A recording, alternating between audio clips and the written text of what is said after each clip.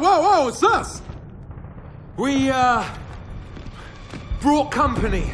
As one of Microsoft's biggest and most well-known franchises, Gears of War has found itself positioned as quite the influential property in gaming.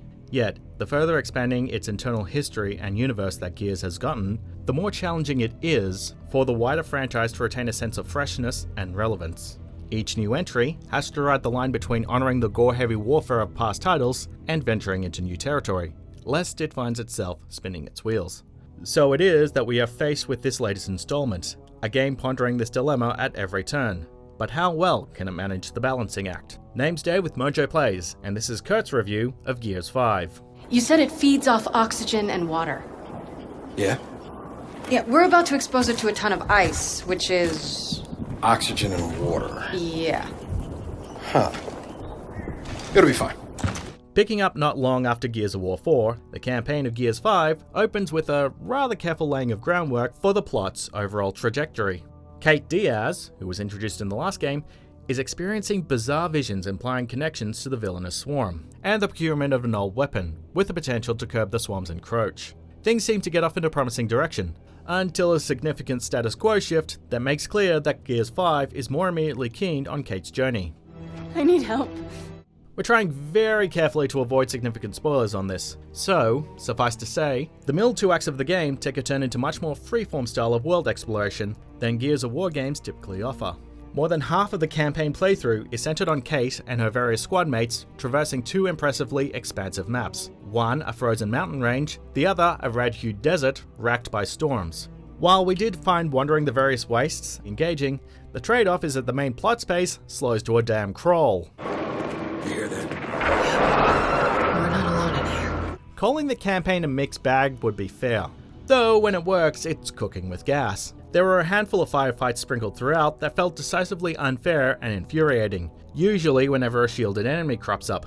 Boss fights tend to be a pleasant shootout in a creative space, or aggravating in the precision and multitasking demanded of the player. Shock trap! And certain plot reveals seemed heavily telegraphed in advance, to the point that it's kind of astounding that no one in universe had allowed, "Hey, you know, in retrospect, it's not that surprising." Well, it's just us now. So what's in here anyway?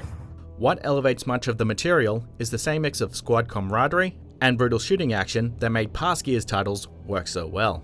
Kate, as portrayed by Laura Bailey, fills in as the de facto main lead and is bolstered with a presentable bunch of allies.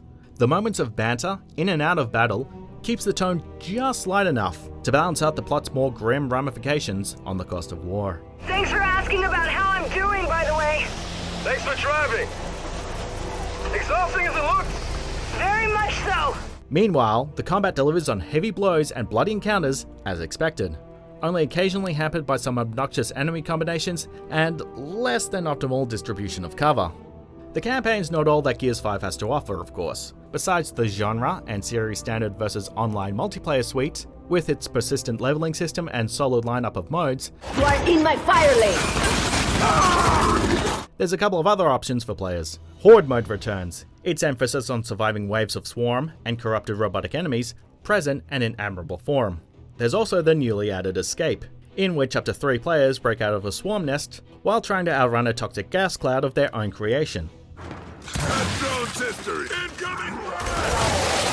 Lastly, players can tinker with their own custom maps for escape, which can be accessed by other folks online. It's a fair bit of content, basically, and woven together nicely with the aforementioned leveling system, which persists in all modes save for the campaign.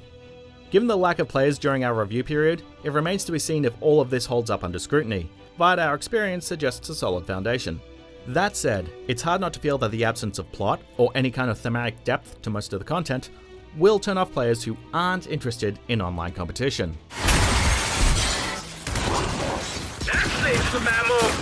Where presentation is concerned, Gears 5 more readily illustrates its value and competency. Save for the very rare glimpses of stuttering, the game runs consistently well and looks excellent in motion on the standard Xbox One. The characters move in relatively plausible fashion, their animation smooth, their designs detailed yet coherent. The sheer scope of the environments, particularly in the quasi-open world sections, is truly incredible and feels well worth admiring in itself. Little details, like character footprints in sand, Larger spectacles, such as desert tornadoes, let it never be said that Gears developers, the Coalition, can't make a handsome game. Oh shit! Watch it!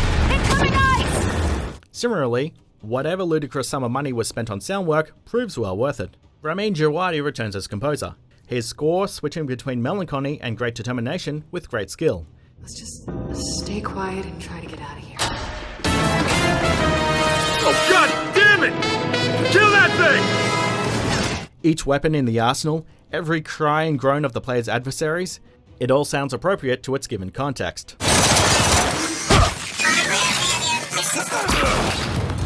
Performances across the board range from solid to quite charming indeed. While this is indisputably Laura Bailey's show, and she nails Kate's unique blend of internalized torment and moderately snarky resolve, co-star Raheel Kohli also stands out as the sardonic soldier Faz. Oh, it's not that skiff, is it? Praising the worth of Gears 5 is tricky without a doubt. Players seeking more Gears content, more opportunities to cut down swarm drones and feeling like a badass are likely to find this game thoroughly satisfying.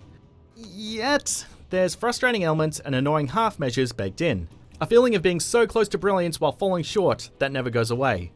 Gears 5 manages an extremely likable form of adequacy, but it teases at being so much more. So what's your issue with Jack anyway?